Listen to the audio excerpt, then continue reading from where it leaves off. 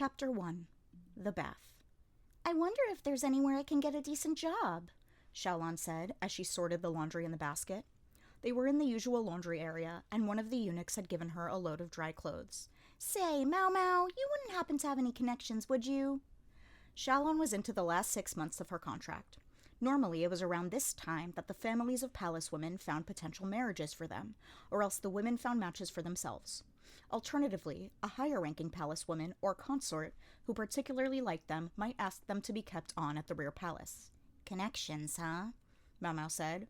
Sure, she had connections, such as they were. The Verdigris house was always looking for hard-working, attractive young women, especially ones as good-natured as Xiaolon. Mau Mau put a hand to her chin and looked at Xiaolon. She still had traces of baby fat, but she had a good face, and there were certain men who would appreciate the way she occasionally stumbled over her words. Most of all, though, she was earnest, and that would get her a long way. The old madam said girls like that were easy to train up, and she frequently bought them from the procurers, in other words, the traffickers. Mau Mau quailed at the thought, though. "If you absolutely, positively can't find any other job, then I'll make some introductions."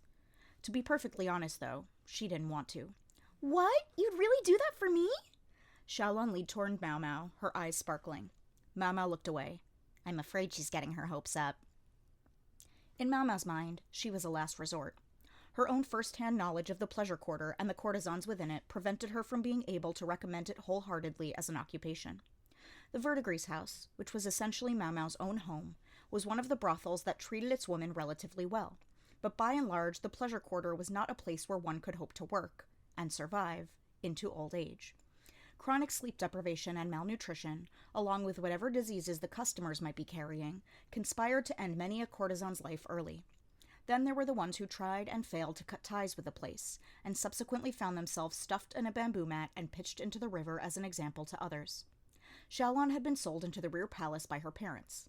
When she left, it would be up to her to make her own way. It was understandable how that might produce some anxiety, or drive her to start asking around about connections. "Am I sure I don't have anything better?" Mau Mau asked herself. It crossed her mind to recommend her to ch1, but then she shook her head. Introducing her to him would only get Xiaolon caught up in who knew what kind of trouble. "Maybe the quack doctor, then." She crossed her arms and grunted, and then suddenly a face appeared.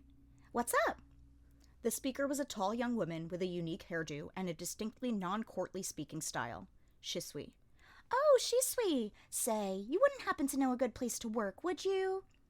They say a drowning woman will clutch at any straw, and Xiaolon was doing exactly that. ch1 was only a maid herself, meaning her position was very similar to Xiaolon's. The chances of getting a useful lead from her were slim indeed, but ch1 said something unexpected. "You know, I think I just might." "What? Really?" Xiaolon all but grabbed onto ch1.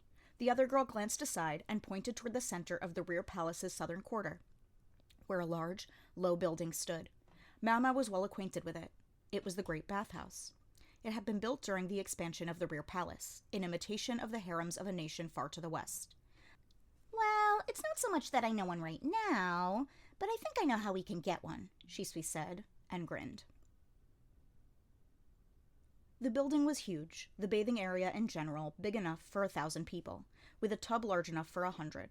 There were 3 main bathing areas: a small chamber with an attached outdoor bath for the consorts, a second, larger bath, where the trio was standing now, and the third, biggest bath, which the maids usually just took quick dips in. With a population as dense as that of the rear palace, it was all too easy for an illness to turn into an epidemic, so sanitation was paramount. This bath was part of maintaining that cleanliness. Out in the wider world, a bath usually meant simply washing one's body. One didn't get in a tub, but simply filled a bucket with water and washed with it, or otherwise wiped oneself down with a wet rag. In the pleasure quarter where Mau Mau had grown up, bathing in tubs was the norm, but many of the women who served at the rear palace didn't even know how to use them when they first arrived. Filling a tub with hot water was just that much of a luxury. In winter, palace women were suspected to bathe once every 5 days, once every other day in summer. Washing away dust and body odor was all part and parcel, Mau Mau thought, of making life at the rear palace pleasant. It was also a chance to see if any of the consorts were subjecting the serving women to corporal punishment. It was much like how at the Verdigris house the madam had kept a close eye on the women to make sure none of the customers were abusing them and damaging the merchandise. The bathhouse could itself be a vector for spreading illness, but in this garden of women, sexually transmitted diseases were rare, and most of the inhabitants were young and healthy, so serious contamination was unusual. "I knew we'd have the place to ourselves this time of day," Shisui said. It was still light out, and few other palace women were there. "But why a bathhouse?" Xiaolon asked. She had a washcloth in her hand and was wearing only a bathing apron, which left the curves of her body clearly visible. Not that there were very many of them. "You'll find out." Shisui was dressed the same way. Her body was awfully developed, though, compared to how youthful her face looked. Her chest was large enough to make Mao Mao's fingers flex unconsciously. Apparently, Shisui dressed to hide her proportions. Shisui herself, meanwhile, grinned broadly and jumped into the bath. "Hey, you have to rinse first. They'll get mad at you," Xiaolon cried. "Yipes, it's hot," Shisui yelped even as she pulled off her apron. Her skin was turning red where she'd plunged in. Mao Mao grabbed a bucket and brought over some water from the cold water bath. Xiaolon sniffed, annoyed. Have you never bathed at this time of day?" The eunuchs only filled the tubs once a day, so they started with extremely hot water, and over time it cooled down until it was the perfect temperature. During the warm season like this, therefore, not many people were eager to hop in the bath immediately after it was filled. But later on it got crowded, so those who did wish to take an early bath were allowed in. That was why Mao Mao and the others could be there now. "I always come a little later," Shisui said. Mao Mao mixed cold and hot water in her bucket, then started to wet herself down. She used some shampoo she'd swiped from the medical office. As it bubbled, she wetted her hair and worked her fingers carefully along her scalp. "Let me have some of that, Mao Mao," Shisui said, and stuck out her hand. Mao Mao obligingly poured a bit of the shampoo from its bottle into her palm. Her own head still covered in suds, Mao Mao poured some of the water from the bucket over Xiaolon's head and washed her hair with the shampoo as well. "It stings my eyes," Xiaolon said. "Then close them." She worked her fingers over Xiaolon's scalp, getting a good lather going, then washed the bubbles away with more water. Xiaolon shook her head like a dog shaking itself dry, flinging suds in Mao Mao's face. "I'm not a big fan of baths," she said. "No, but they feel good," Shisui said. "I agree." Mao Mao sought out a comparatively cool place in the tub and dipped her toes into the water. Concerned that the heat would go to her head, she put more cold water in her bucket and used it to keep her face cool as she soaked. Shisui slid into the tub like Mao Mao, while Xiaolon got in the cold bath. She was probably more comfortable there. Farming villages like her hometown usually didn't have a custom of bathing in hot water. Xiaolon rested her arm on the edge of the tub and looked over at the other girls. "How is this supposed to be a connection to anything?" "Just look over there." Shisui pointed to the outdoor bath, usually the abode of the more important women of the rear palace, consorts and higher-ranking ladies-in-waiting. It was attached to the small chamber that was reserved for the consort's use. "What's over there?" Xiaolon asked. Shisui got up, took Xiaolon by the arm, and dragged her outside. She guided her over to the stone platform beside the outdoor bath. "Hold on, are we even allowed to be out here?" Xiaolon asked, a little panicked, but Shisui only grinned, stood by the platform, and tied a hand towel around her head. "Well now," Mao Mao thought. She thought she had a pretty good idea of what Shisui had in mind. She joined the others by the platform and tied a towel around Xiaolon's head. Xiaolon still looked confused, but soon two women approached them. "New here?" one of them asked. From her haughty voice, it was easy to guess she must be a consort. Shisui just smiled and said, "Yes, ma'am." Then the consort laid down on the stone platform as if it were the most natural thing in the world. The other woman, evidently her lady-in-waiting, produced a bottle of perfume oil. "Good and firm, please," the consort said. "You've got it," Shisui replied, taking the perfume oil and slowly pouring it over the consort's shoulders. A little to the right," the woman said languorously. Her lady-in-waiting stood by, looking bored. "Kind of doubt she's been with the emperor, then," Mao Mao thought, taking some of the oil and rubbing it into the woman's legs and feet, trying her best to imitate Shisui. Xiaolon did likewise. When a woman had been the emperor's bedmate, she would become the target of harassment from the other consorts and palace women. She would learn to be vigilant. No one in that position would let an unknown serving girl give her a massage. This woman, though, was flopped on the table like an octopus. She had a certain beauty, as all consorts must, but Mao Mao couldn't help noticing that her skin looked a bit abused. There were marks where her fine hair had been plucked. "That really bugs me." How could it not, Mao Mao having been raised in the pleasure quarter? On impulse, she ducked back into the building, looking for something. "What's that?" Xiaolon asked quietly when she came back. Mao Mao was holding a thread about 60 centimeters long. "You'll see," Mao Mao said. Then she struck up a conversation with the consort's lady-in-waiting. The other woman looked a little suspicious, but listened. At length, she sat down on the edge of the stone platform and held out her arm. Mau Mau ran the thread along it. The surface of the thread caught her hair and pulled it out. "It doesn't hurt too much?" Mau Mau asked. "It's pretty uncomfortable, but it's sure better than a dull razor." The other woman seemed like a decent lady-in-waiting. Typically, this sort of thing was done after a good, thorough cleaning, but the woman looked like they had already been in the bath, so it should be fine. "I'll stop if it seems to be irritating your skin," Mau Mau said. She decided to start with just one arm. After carefully removing all the hair, she doused the limb generously in perfume oil. It was a good perfume, modestly scented. It didn't assault the nose. Well, let's see how it goes for now. When will you be around next?" the lady-in-waiting asked with a glance at her mistress, who was melting on the stone table. "When would you like?" "Say, the day after next, maybe?" Shisui grinned at that. Xiaolan was working on the woman's thighs, still not sure what was going on. "I see what she's going for," Mau Mau thought. If they didn't have connections, they could just make some. The bathhouse was an important venue, a place where they could meet the consorts, whom they could never normally get close to. By the time the satisfied consort and her attendant left, the next customer for their massage service was already waiting. Playing bathhouse attendant was tiring work. It took a lot of effort to massage someone's entire body. It wouldn't have been so bad doing just one person, but before they knew it, there was a line. They eventually learned that the lady who used to give massages here had recently reached the end of her contract. One of the middle consorts had taken a liking to her, and now she was employed in the woman's family home. In the wider world, bathhouse attendants were often treated as prostitutes, but there were only women here, so it wasn't an issue. However, perhaps because of the association, or perhaps simply because it was physical labor, many of the palace women didn't like doing this job. So it was that Mau Mau, Shisui, and Xiaolan became the go-to women for massages. It meant that much more work to do. Mau Mau and the others were, after all, supposed to be handling laundry, but it brought its benefits. "Here, have this. It isn't much, but take it," a lady-in-waiting said as she got out of the bath, discreetly passing them a small fabric pouch. This didn't happen every time, of course. This particular woman seemed to have appreciated the hair removal, that was all. When they peeked inside, they found candy. That set Xiaolan's eyes sparkling, and she promptly popped a piece into her mouth. "Ah, bliss." So she could achieve bliss just by having something sweet to eat. Lucky girl. The three of them had finished their work in the baths and were perched on the railing out front, cooling off. The sun was still high in the sky. It was a bit early for dinner.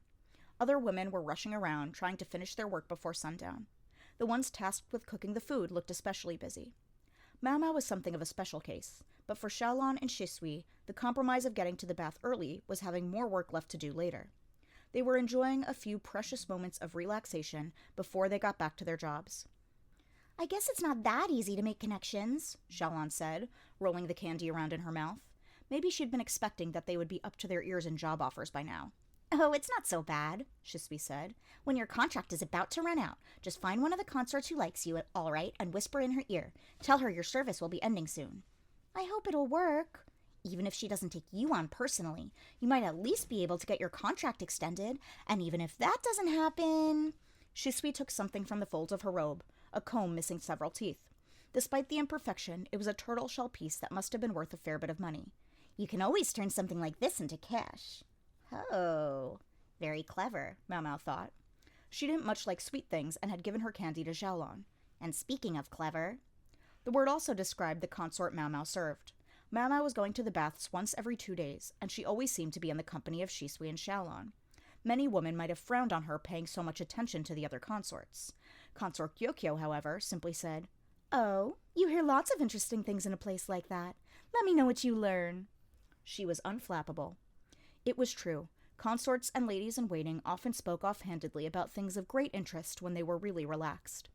Perhaps they didn't realize that Mau Mau was herself a lady-in-waiting at the Jade Pavilion, or maybe the steam from the hot baths obscured her enough that it was hard to tell.